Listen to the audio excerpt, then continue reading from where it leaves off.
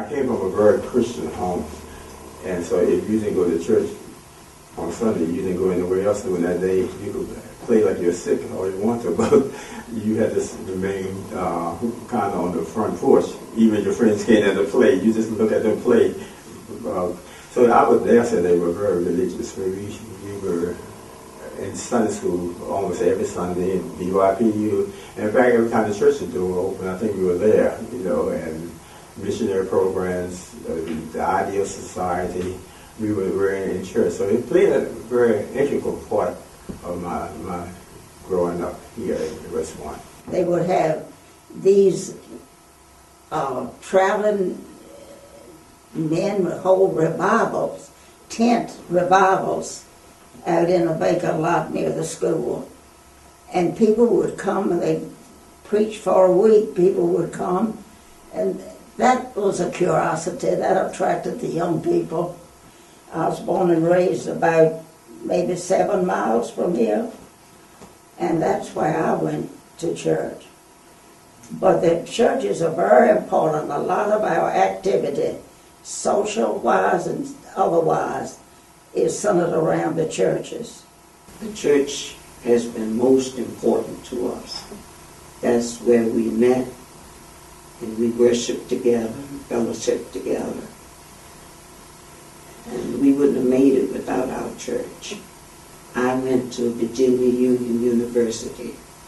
My family did not have funds to send me, but an association in King William called the Pamunkey Baptist Association gave me a scholarship for 4 years, and I majored in Christian education.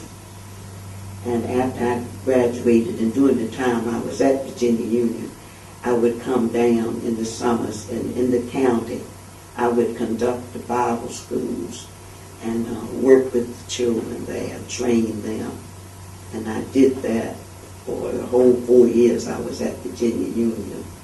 If there's anything that somebody happens or something is brought up in our church, and we give to the Good Neighbor Center.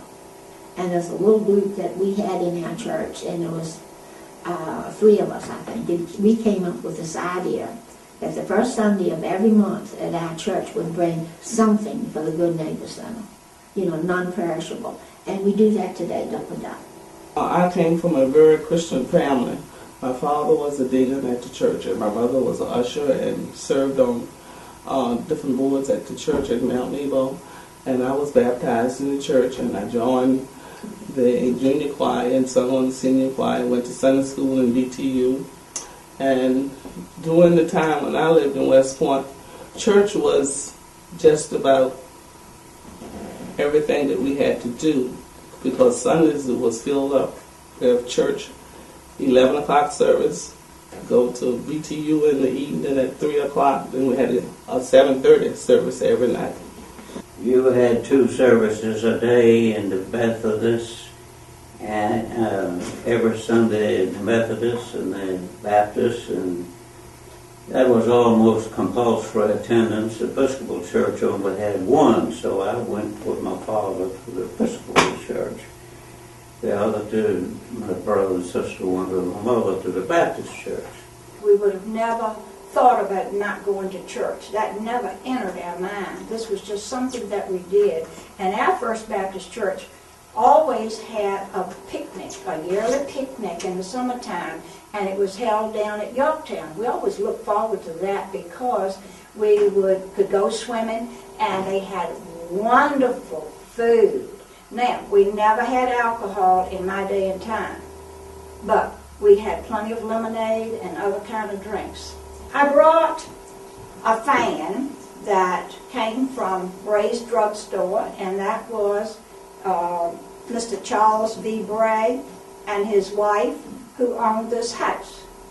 And on the back, it advertises Putnam, Faithless, Dyes, and Tins. Now, I will tell you a little something. This fan was not used for that, but I can remember going to church. We didn't have air conditioning in those days. We didn't even have big fans. And so we had paper fans, and we'd fan ourselves, and because the pews had been garnished so many times, to keep from sticking to the pews, we would take these and put it back like this to keep our clothes clean and not get the varnish on them. So I don't have any of those, so this one is in good shape.